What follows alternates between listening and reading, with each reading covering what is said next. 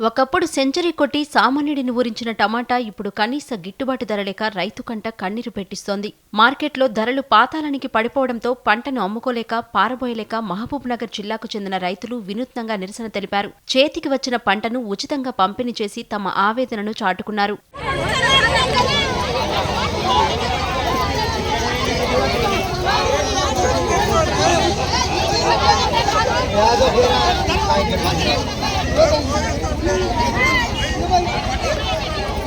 కొత్తగూడ మండల కేంద్రంలో జరిగిన వారాంతపు సంతలో ఈ విచిత్ర సంఘటన చోటు చేసుకుంది. గూడూరు మండలం భూపతిపేట గ్రామానికి చెందిన రైతులు సారయ్య, మోహన్, సురేందర్ తాము పండించిన టమాటాలను అమ్మకానికి తీసుకొచ్చారు. అయితే మార్కెట్లో కిలో టమాటా ధర ₹2 కూడా పలకకపోవడంతో వారు నివ్వెరపోయారు. కనీసం రవాణా ఖర్చులు కూడా వచ్చేలా లేకపోవడంతో కోపంతో సుమారు 1200 కిలోల టమాటాలను అక్కడికక్కడే ప్రజలకు ఉచితంగా పంపిణీ చేశారు. టమాటాలు ఫ్రీ అని ప్రకటించగానే సంతకు వచ్చిన జనం సంచులు, బస్తాలతో ఒక్కసారిగా ఎగబడ్డారు. నిమిషాల్లోనే ట్రాలీ ఖాళీ అయిపోయింది.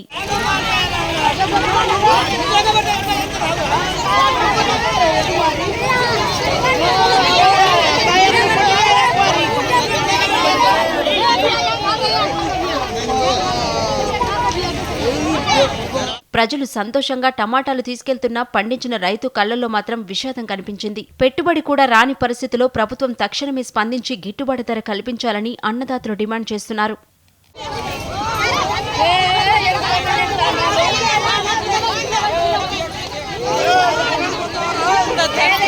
నేను